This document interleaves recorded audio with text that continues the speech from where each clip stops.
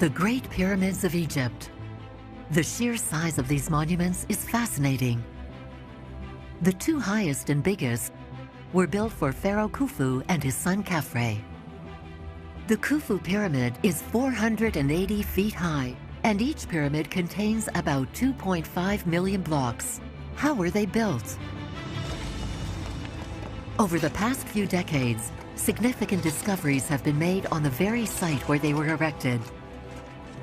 But now, far from the Giza Plateau and miles from the pyramids themselves, we are gaining more insight into just how they were built, how these huge work sites were created, cementing the strength and power of Egypt. Two teams of Egyptologists, one based in the middle of the desert, the other located on the Red Sea coast, are currently discovering more about the Egypt of Khufu's time than at the foot of the pyramids. What have they found? How can these new discoveries help them figure out how ancient Egyptians worked? By reconstructing their techniques and methods, will these teams manage to unlock certain secrets of these great builders?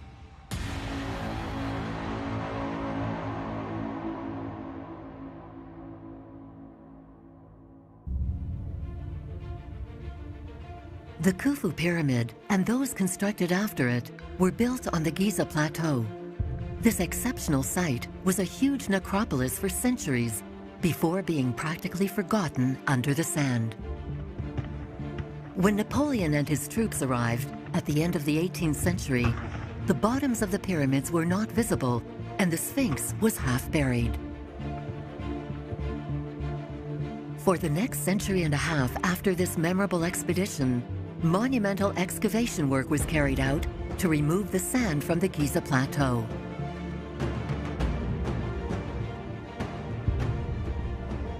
In the 1980s, a major new development, Egyptologists Zahi Hawass and Mark Lehner discovered the village and cemetery of the workers who built the pyramid of Khafre, Khufu's son.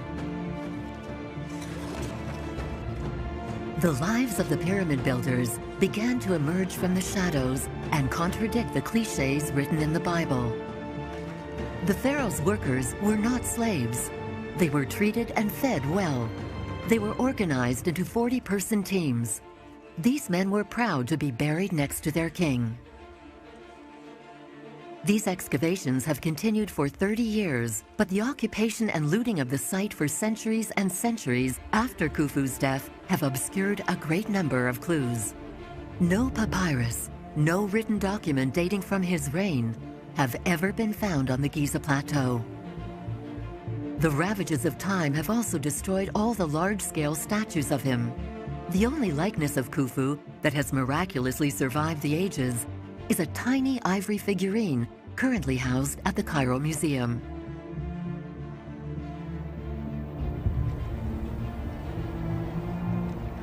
Ironically, today, it's necessary to leave the Giza Plateau in order to move the investigation forward. More than 120 miles from the pyramids, on the Red Sea coast, at Wadi El Jarf, new discoveries are changing the situation and bringing new insight into Khufu's world.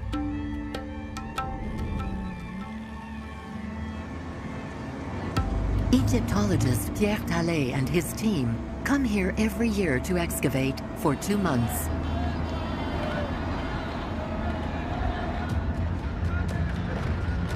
During their mission, around 60 workers supervised by about 10 Egyptologists and archaeologists live here self-sufficiently.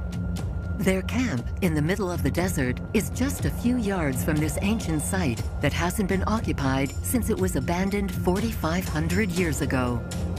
What has Pierre Tallet found here that could not have been discovered at the foot of the pyramids? What was the purpose of these galleries carved into the rock? We're in a gallery that is typical of Wadi El Jarf.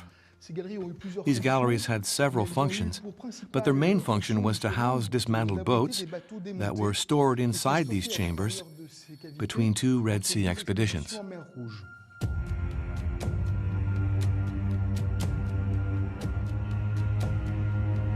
But so far, after 8 years of excavating these galleries, an entire boat has not been found, just a few fragments that sometimes bear inscriptions.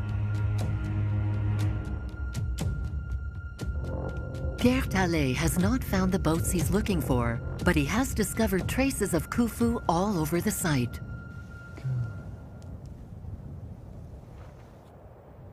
Here you can see Khufu's cartouche very well. You have to imagine it. In fact, it is written vertically, even if the block is horizontal. Here you can read King Khufu's full name very clearly, Khnum Khufu, which literally means, "May the god Khnum protect me." Here, a scribe drew Khufu's name in cursive with a brush. But in the official version in hieroglyphs, you can see that the sign of the ram, representing the god Khnum, is clearer. Pharaohs' names were often linked with a deity because they themselves were considered to be like gods. Pierre has found traces of Khufu almost everywhere on this site, which has been untouched by men for 45 centuries. But the real game changer was a totally unexpected discovery that any archaeologist who has ever excavated at the foot of the pyramids would have loved to find. Here it is, in this very ordinary hole. In 2013, between these two blocks, Pierre Tallet's team found papyrus fragments, thousands of fragments, which proved to be the oldest ever discovered in Egypt. We absolutely did not expect to find this kind of documentation at such a faraway site. At the beginning, we were searching for a pharaonic harbor since we had already discovered several. Very quickly, Pierre was able to translate a few pieces, and he realized that they had just found the detailed reports of a foreman who worked for Pharaoh Khufu. You can see that these were logbooks kept by a lower-level supervisor named Merer, who recounted a part of the Giza Pyramid's construction.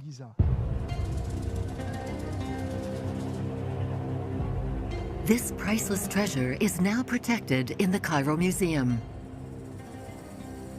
What they found is so fragile and voluminous that 6 years later, there are still many papyrus fragments to restore and reassemble. For this extremely delicate task, Pierre asked one of the world's foremost specialists in ancient papyrus restoration to take care of his precious discovery. Là, je fais attention parce qu'il y a toujours des petites choses. Voilà, qui peuvent So that's really fantastic. I don't think anyone's ever seen papyrus like this before. This papyrus is an administrative report written by a scribe official called Merer. It's a bit like an Excel sheet that's 45 centuries old. It scrupulously records the movements of a team of workers, what they do every day, and what they receive in exchange. Everything in black is what the team does for the king. Everything in red is what the government does for the team. Notice in red, you can see the bread deliveries, which keep the workers fed for a month. But what truly new information, what scoop have these papyri revealed? This document is very important because it allowed us to date all of the archives that were found on this Wadi Jarf site in 2013. We have here the date that corresponds to the year after the 13th census of large and small livestock in the reign of Khufu. During the ancient kingdom, the accounting of time is done biannually, according to an inventory of the wealth of the territory that takes place every 2 years. The papyrus proves that Khufu's reign lasted longer than previously thought. He ruled for at least 27 years, not 20. That gave him much more time to build his pyramid. Almost a third more time, which changes the estimations Egyptologists have made to unlock the secrets of this immense monument. But what were Merer and his team of 40 boatmen doing? Where were they going? One clue can still be found atop the Khafre Pyramid. These white and shining facing stones once covered these gigantic monuments. There are also a few left at the foot of the north side of Khufu's pyramid. These blocks of fine limestone, different from those that make up 95% of the volume of the pyramids, come from a quarry located about 12 miles from the Giza Plateau. In the Wadi El Jarf papyri, Supervisor Merer explains how it took him 2 or 3 days to transport these blocks from Torah to the foot of the pyramids with his team of about 40 boatmen.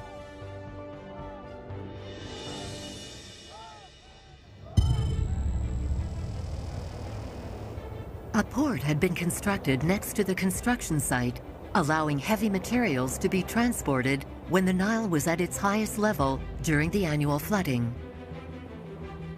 But that's not all. It seems that our fragments indicate an area called Orho Khufu, literally Long Live Khufu, which is supposed to be at the foot of the Pyramid of Khufu. Pierre thinks that the pharaoh built his palace in this area to have a clear view of the construction site. After discovering the length of Khufu's reign, this is the second big scoop that Merer's papyri have revealed. Khufu's palace is probably currently located under the modern city and is undoubtedly waiting to be discovered. Merer recounts that he stopped in this particular place because the royal archives, containing all the important papyri of Khufu's government, was near the palace. A real goldmine of information that could be buried under the modern city of Cairo. One person in particular is extremely happy about the discovery of Merer's papyri. It is the Egyptologist Mark Lenner, who has been excavating the Giza Plateau for over 30 years. Ah, Pierre. Hello, Mark. Good to see you. Yeah, I'm really pleased to meet you again. Yeah, good to see you. Pleased to meet you. Our lab, it looks small, but it's actually much bigger inside. Come inside and have a look. Here, carefully organized and cataloged, there are millions and millions of objects from the village of the workers who built the Pyramid of Khafre. Baskets full of them in the granite quarries at Aswan. They are both excited to discuss their mutual finds and check if their discoveries match. This one's unfinished. All of this, I think, is like a detective in a crime scene. It's making an inference. When you find texts, then they speak to you directly. And it's like that, opening that window. So, yeah. We have all the signs that are naming the different files of the gang, the smaller one, the bigger one. You have the crooks for the bigger one, the 4 strokes for the smaller one, and so on. It's almost every time inscribed. Ooh, that one's broken. Yeah. It's okay. But it's perfect. It's so nice. This is what you have? Yeah, exactly that. Exactly That's amazing. We have got, I think, about 50 of them. You know, there's a huge, huge irony here. Yeah. So you are in the periphery. Yeah. You're out there in an expeditionary force at the edge of at the frontier of Egypt, and you have all these inscriptions and texts. We are at the center of the bureaucracy in the Egyptian state, and all our material culture, many of which is the same, is blank, is anonymous. Yeah, it's strange. We certainly are keeping our eyes open. Yeah, of course. It'd be great to find the house that Merer stayed in. Yeah, okay. How we would know. Really great. His name written over the door. The name on the wall. Merer lived here. But why was Merer's diary found at Wadi El Jarf and not on the Giza Plateau? What was Merer doing with his team of 40 boatmen on the Red Sea coast?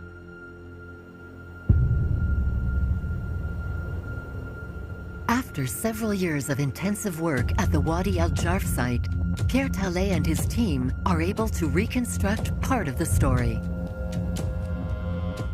A few kilometers from the galleries cut into the mountains, they excavated a building and port facilities where hundreds of men could work and sleep.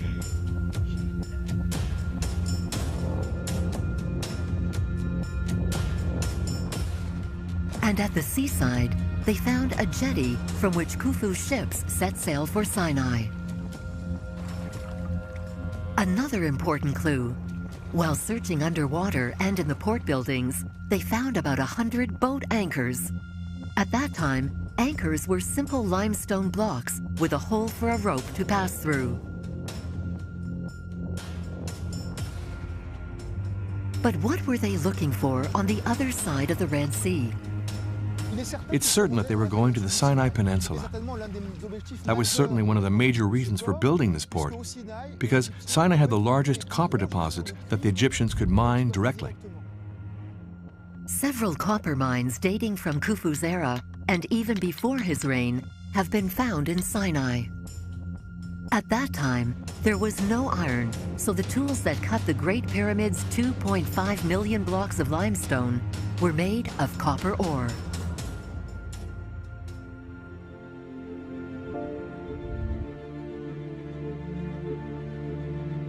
Starting at Wadi El Jarf, donkeys must have transported tons of copper across the desert to the pyramid construction site. Using this desert road, Merer and his team may have made several round trips.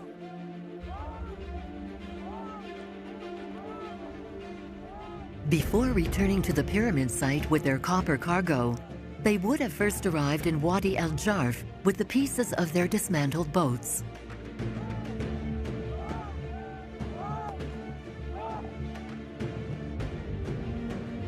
From there, they would also have been part of the expeditions to Sinai, an adventure that was apparently not without risk. Local populations didn't really welcome the Egyptians. We found a veritable fortress that the Egyptians had built at exactly the same time as a landing area, so they protected themselves. The ancient camp at Wadi El Jarf that Pierre has yet to excavate is also higher up.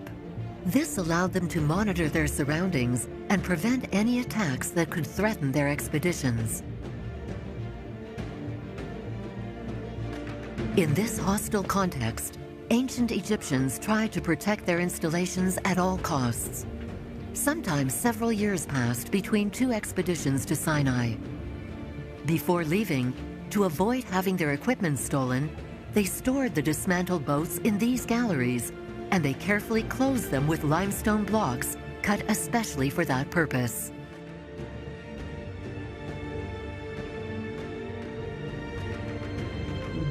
Bedouins living in the desert may have been curious about what was inside the galleries. Using these large blocks as a locking system was a way to protect what was stored inside. So these galleries were like safes. At that time, quality wood was extremely rare and precious. There was none in Egypt. They had to go and get it from Lebanon, a land then covered with huge cedar forests.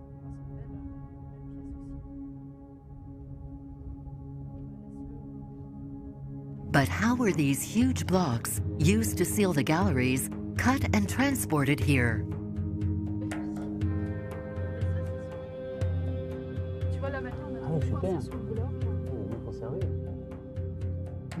Today, we would really like to know how long it took and what techniques were used to create this locking system. This is the major experimental archaeological project that Pierre Tallet wants to carry out on the Wadi El Jarf site. He asked Frank Burgos, a stonemason and a specialist in ancient architecture, to help him with the project. Their experiment's goal is to better interpret all the archaeological data they can see on the site, but also to understand how the Pyramid of Khufu might have been built.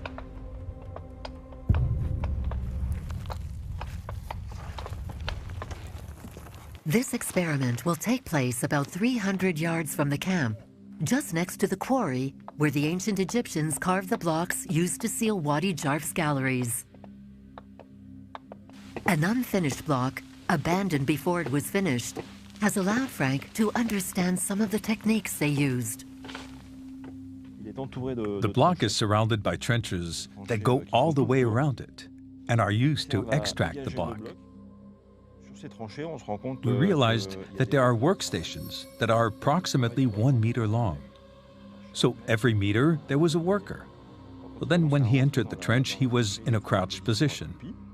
Then he would cut the stone, and once he had finished cutting in front of him, he would turn around and cut behind.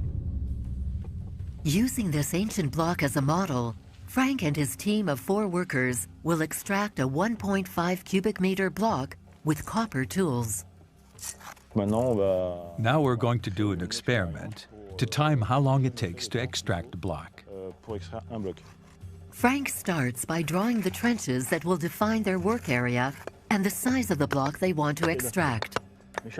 You have to stay at the same angle or you'll damage the chisel. Copper is a soft metal that wears down quickly when cutting stone, so the technique is different working with these tools than working with steel chisels.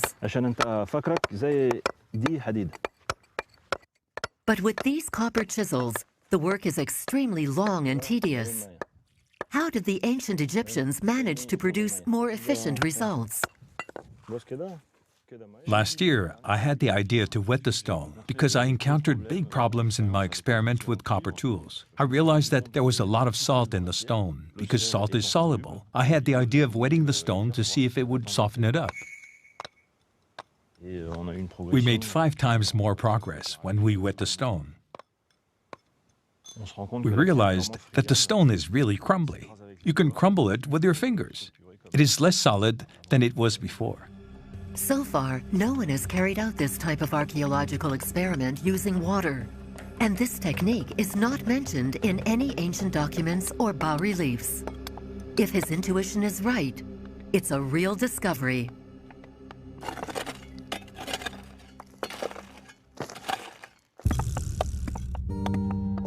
All 5 of them will work 8 hours a day to carve out this block, which is about the same size as the average block in the pyramid of Khufu. And every half hour, they have to sharpen their copper tools again.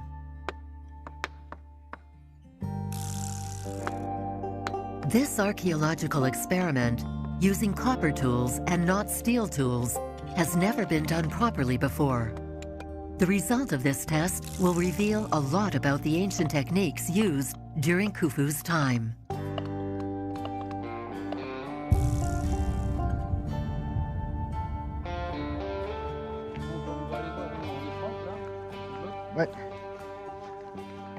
Wow, I hadn't seen this. You've made a lot of progress. With 1 quart of water, you can remove about 3 inches from an area that's 20 inches squared. If we hadn't wet the stone, we'd still be at 4 inches from the surface all around. That's a huge discovery.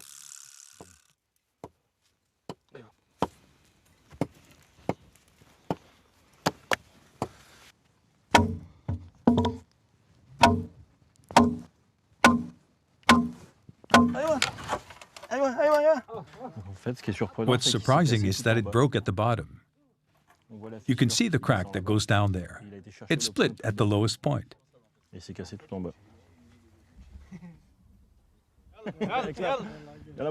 Bravo! Thanks to you guys. Thanks to all of us. It took us about 8 days to finish this experiment. Now we just have to transport it. The tools didn't wear down too much, and we used about 3 quarts of water for the experiment. Without the water, it would have taken us 2 or 3 times longer. Frank believes that by using water, ancient Egyptians, who were more experienced than the men on his team, could have cut a block in 4 to 5 days at the most. But what did they do with all the rubble? The extraction waste was used to make ramps, but also at the entrance of quarries to load the blocks, to handle them easily. If it took 2 million or 2.5 million cubic meters of stone to build the Khufu pyramid, that would mean that there were about 2.5 million cubic meters of gravel. So according to Frank Burgos, ancient Egyptians would most probably have also used water to cut the millions of stone blocks needed to build the pyramids more rapidly. At the foot of the Pyramid of Khufu, we can still see the quarries from which most of the blocks were extracted. By building the pyramids, the ancient Egyptians transformed the landscape, changed the geography of the place. They literally tore off much of the rocky base of the Giza Plateau.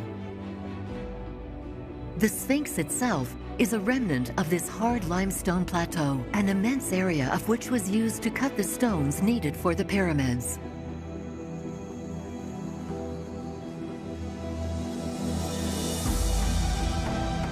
And all the gravel and excess stone this method produced would have been reused to build ramps. But what type of ramp did they use 4,500 years ago to transport blocks to a height of 480 feet? The debate is raging between Egyptologists and specialists, and so many models have been proposed. A single ramp is either too steep or too long to maintain a realistic slope of no more than 12%. Several ramps seem to be a very costly solution in terms of time and effort. Is it an external wraparound ramp, or the kind of internal ramp proposed by architect Jean-Pierre Houdin in the 2000s?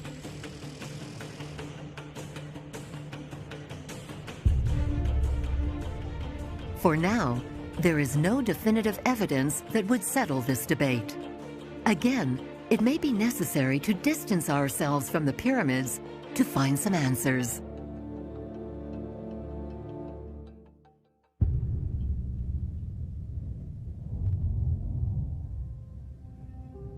"185 miles south of the Giza pyramids, a Franco-British archaeological mission, with the help of 100 Egyptian workers, is possibly about to make a major discovery.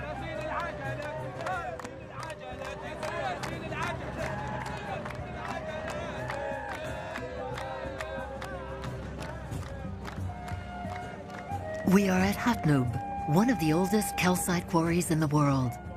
This is where the great pharaohs went to look for a hard and crystalline stone that is also called Egyptian alabaster.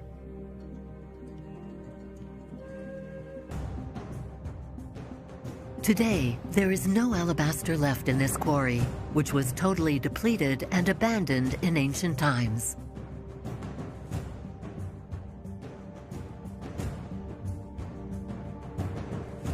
Clearing all the rubble and sand accumulated over the past 2,000 years is a gargantuan task. And here, there is no tomb or funerary treasure to find. So why put so much effort into it?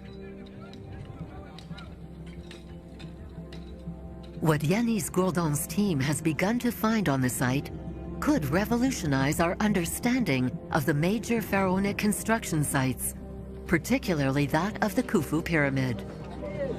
Because here we know that they extracted and hauled a huge alabaster block to make a 58-ton statue for a pharaoh. While they were clearing the quarry in search of new inscriptions, Egyptologists found steps and holes carved into the ramp.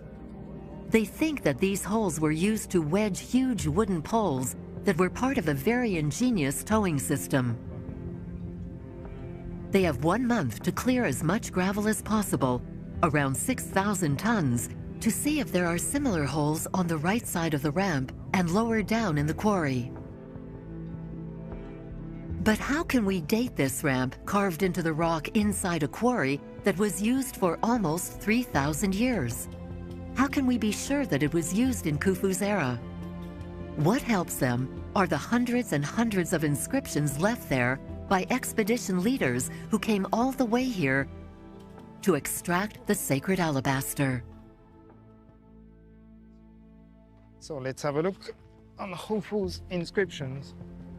Roland Enmark and Yanis Gourdon are experts in hieroglyphics. By listing all the inscriptions in the quarry, they have identified 2 cartouches from Pharaoh Khufu. Even if some of the hieroglyphs have been destroyed, they can still decipher Khufu's royal name.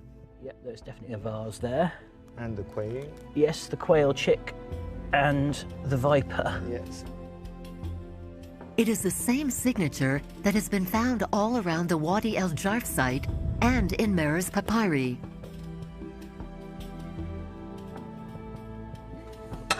Yanis Gourdon and Roland Enmark decided to dig a trench under a second Khufu cartouche that's also damaged to access the bottom of the towpath, to see if it's possible to link the Khufu cartouche with the ramp.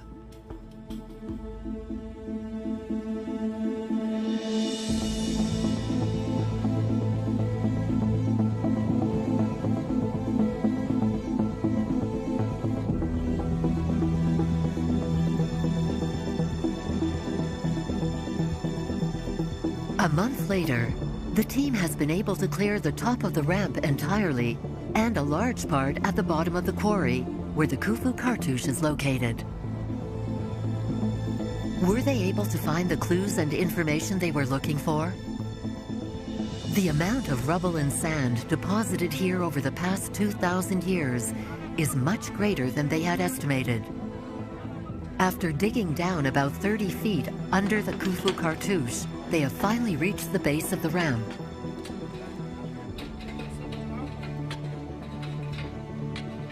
Yanis and Olivier Lavigne are happy to find another hole carved into the rock that's similar to the one found at the top of the ramp. Yes, we've got a new structure here. Here there are some nice tool marks. So this means that everything was cut in one go, in one piece. The wall, then the steps, and then after, the holes for the poles. So now the oldest inscriptions on these walls... Yeah, that's Khufu. Which means that the whole thing was made at the latest during Khufu's era. Thanks to these discoveries, they believe that the ramp must have been created during Khufu's time, or even before.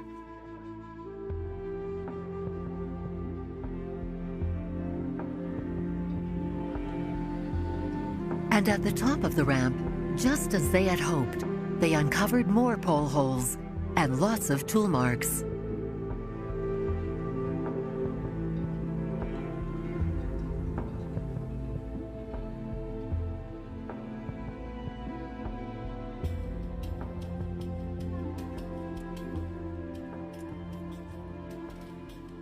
Olivier measured all the tool marks the workers left in the quarry, especially on the ramp, and the holes and walls next to it. He found the same marks everywhere. Here, apparently the same teams that arrived on the site and cut this wall also carved the steps and the holes for the poles in that order. In no other quarry have these types of elements been found. A ramp at a 20 or 25% grade or even more, depending on the location. And on the sides, there are stairs with holes cut into the rock. What were these holes used for? How did this ramp work? Can it provide new clues about the construction of the pyramids and the ramp system used at the time? Olivier Lavigne has analyzed all these clues and developed a hypothesis. So here we have a pole hole. The wall in front of me is vertical, so the pole was placed here, a large circular pole. You have to imagine it because it's rather large. And here we really have a structure that enables, when a big block gets to the towing path, to have teams above pulling the block and others below with ropes wrapped around the poles here, and who are able, pulling like this, to make the block go up again. They take the ropes and pull towards the bottom, and that's what actually makes the block move up.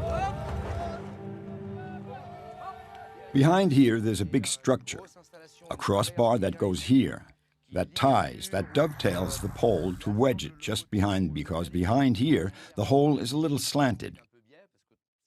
It's not easy to make a vertical hole with this kind of tool, and there's another hole here that makes a strut and arrives here in the upper part, which supports the upper part of the pole to prevent it from tilting. Here you need a log, a tree trunk that's very smooth and quite circular, so that the rope can easily slide around it. They would have used mud, silt from the Nile, to lubricate the ramp and slide the block, eliminating friction as much as possible. They could move very large blocks up this towpath. There's a story about a 58-ton colossus that came out of an alabaster quarry like this one, and that could have been possible here. So as the block advanced, the teams above would have positioned the ropes ahead of time on the next poles so that the block would have moved forward as smoothly as possible.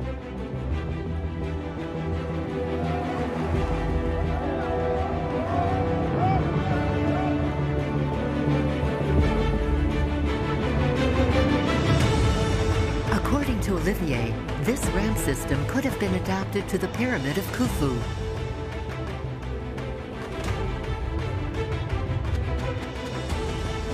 But a ramp on a pyramid was not rock. It was built with gravel and bricks.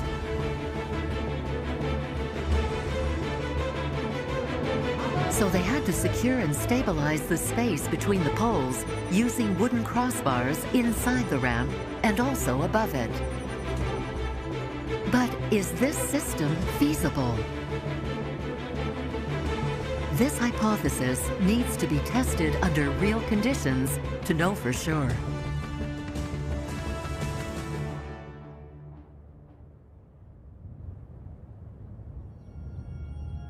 Of all the pyramids, Khufu's is the most difficult to decipher because its interior architecture is unique. It raises questions that can't be found anywhere else.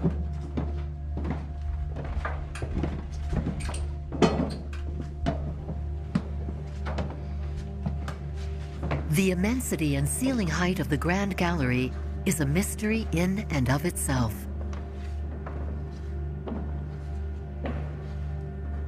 But the most surprising of all is the King's Chamber, built with huge granite blocks, some of which weigh up to 70 tons. Wow. It is the only pyramid that has this kind of interior burial chamber that's located so high up, at 140 feet from the ground. How did they manage to extract and cut these blocks so perfectly?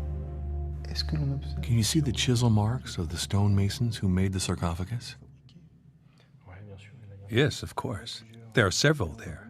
Look here, you can really see them. What tools and techniques did they use to shape these angles that are so geometrically perfect? Part of the answer can be found 620 miles from the pyramids in southern Egypt, in the city of Aswan. The old granite quarries used during the Pharaonic period are located here on the banks of the Nile. Some blocks were never finished and extracted from the quarry because they were so gigantic. The most famous of these monuments is the unfinished obelisk in Aswan. This giant stone is 137 feet long and weighs about 1,200 tons. It is believed that they stopped working on it because a crack appeared during the extraction process.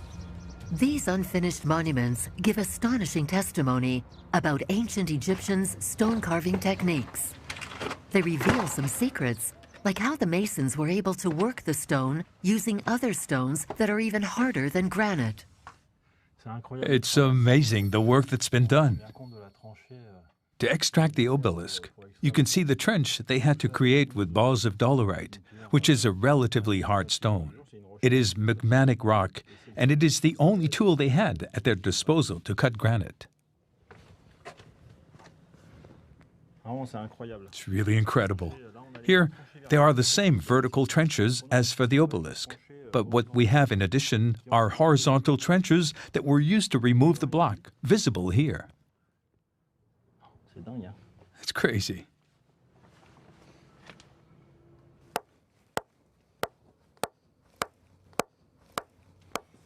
It's very, very uncomfortable. I think they must have sat down instead. They were flexible and small, I think. So the dolerite balls were used to extract the granite. But how did they manage to make right angles and perfect edges? Since it is impossible to do experimental archaeology on this historic site, Frank has decided to launch a new experiment in Cairo.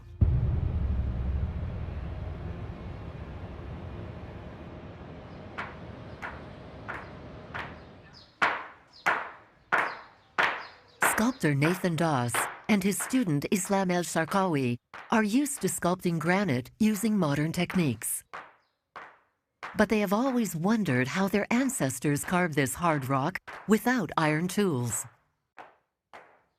This test is a challenge for them. After a few minutes striking the stone with the dolerite balls, they have already loosened a large amount of granite dust.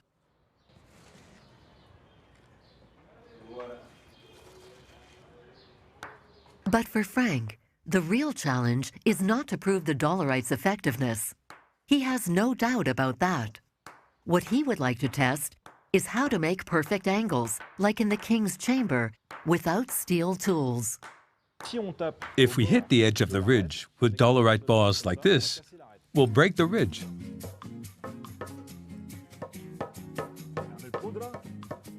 According to Frank and other researchers who experimented before him, the perfect recipe is to use an abrasive paste composed of Nile silt and emery powder.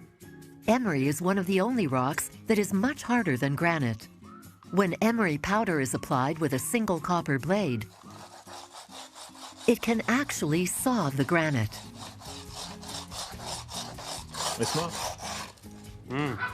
Okay, do you hear that? That sound means it's good.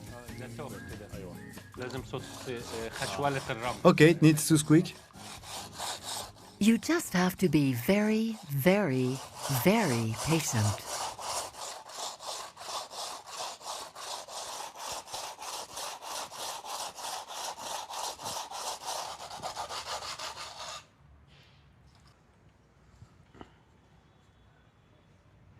Five millimeters. 5 milli? 5 millimeters. Not bad. We got to 1/5 of an inch. I think we sought for 25 minutes to get to 1/5 of an inch depth, but over a short length. With a longer length, I think it would take a little longer.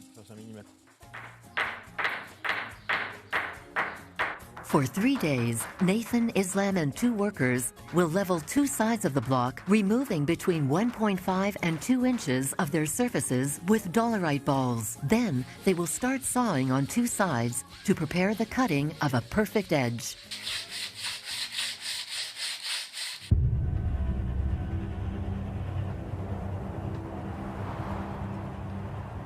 In Wadi El Jarf, the mission is coming to a close.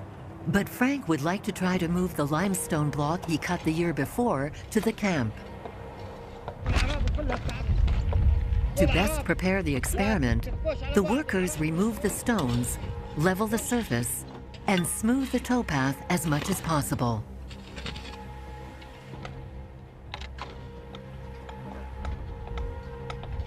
In a symbolic gesture, Pierre draws the Khufu cartouche and the name of a team similar to Merer's, whose marks he found on several blocks blocking the galleries. Darn, we're not enough. We need more guys.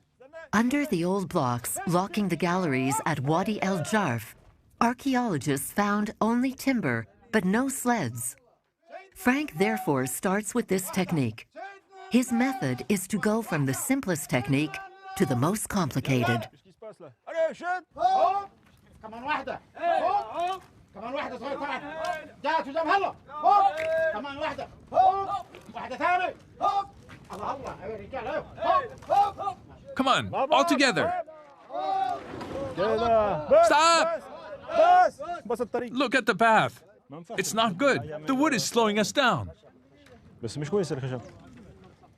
sand between the stone and the wood serves to make the stone slide, to reduce the friction between the stone and the wood a little bit. All together. Yes. Yes.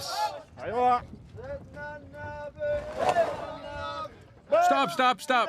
Wait. It's not doing what we want, and I'm really annoyed. We don't have the right method. It's not smooth. And yet, we're going the steepest slope. We've got to go several hundred yards to get it where we want it. Several hundred yards wetting the clay, all for fairly mediocre block for mediocre structure. I don't think they did it this way.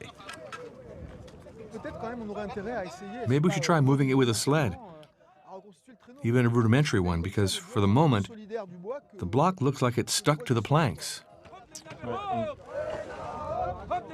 I don't know. I just see that it's a lot of effort for too little return. We'll see tomorrow. We'll think about it together, and we'll see.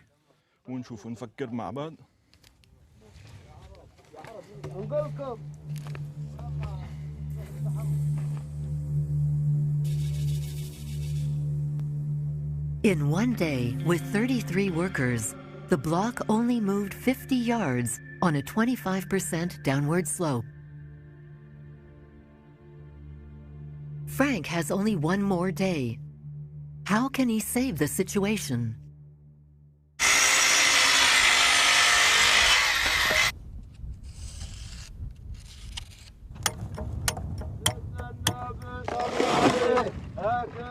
The decision is made to quickly build a makeshift sled.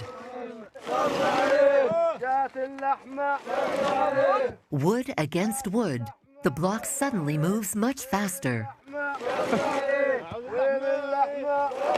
It's moving much better now. We just started from there 10 minutes ago. New test. They try to replace the sand with wet clay. So? Look, the sled's not moving. And so? Well, it's stuck.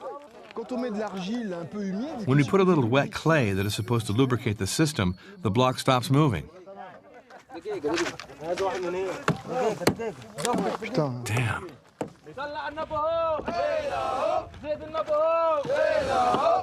So they go back to the sand solution. As the experience progresses, workers learn to work together and are more and more efficient.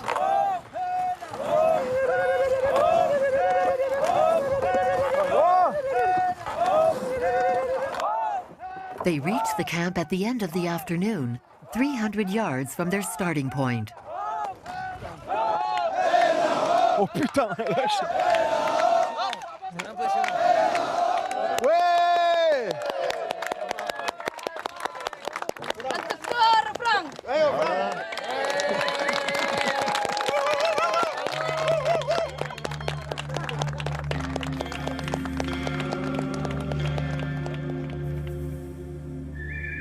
Next year, Frank wants to come back with a real sled and do more tests with purer clay, and also try to pave the path with some pebbles, whose marks they spotted near the ancient quarry.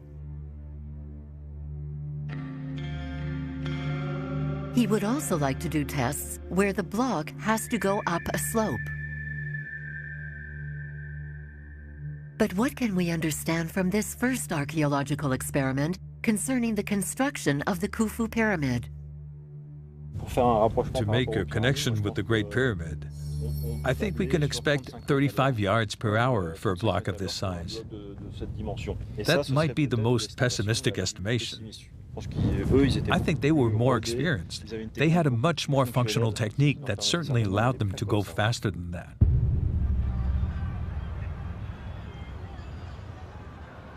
Before leaving for France, Frank returns to Cairo to the workshop of the Egyptian sculptors, just as the edge begins to emerge from the block. For this delicate operation, Nathan decided to use flint tools rather than dolerite balls that are too big and therefore less precise for this finishing work.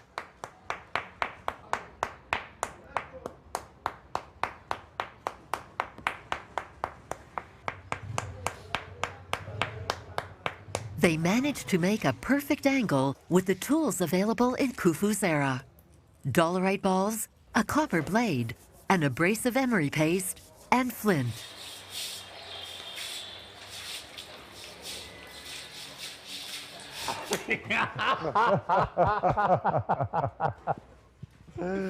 مية مية طلعت أخيراً. نكتها شوية.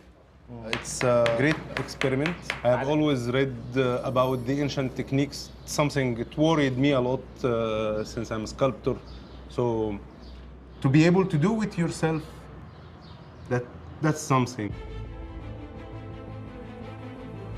Experimental archaeology really allows us to better understand the movements and techniques used by ancient Egyptians.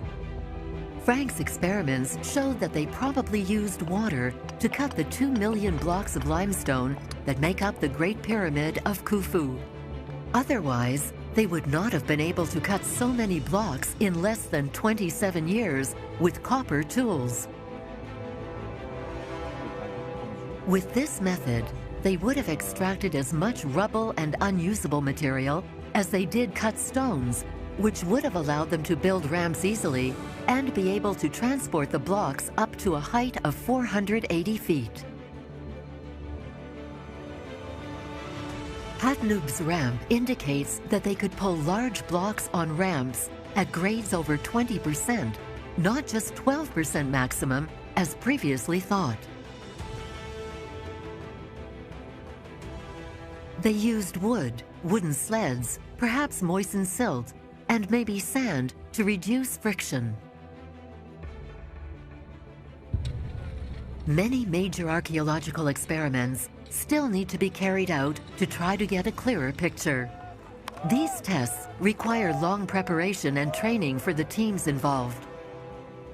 Because again, the devil is always in the details.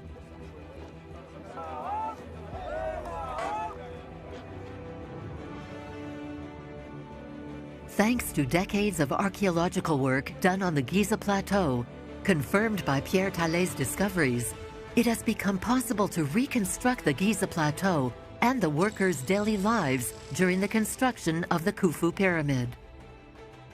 We know where the pools and canals, specially built to carry the materials, were located, and where the Khufu Palace and the Royal Archives probably stood.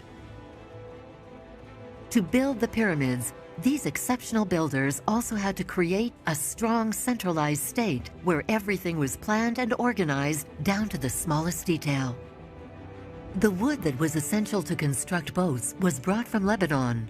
The copper ore to build the tools came from Sinai. The granite was carved in Aswan and transported along the Nile to the construction site on the Giza Plateau, as were the stones from Tura.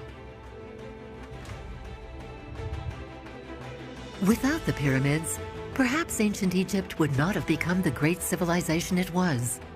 A reference, an inspiration that has spanned the centuries and that still challenges our thinking today.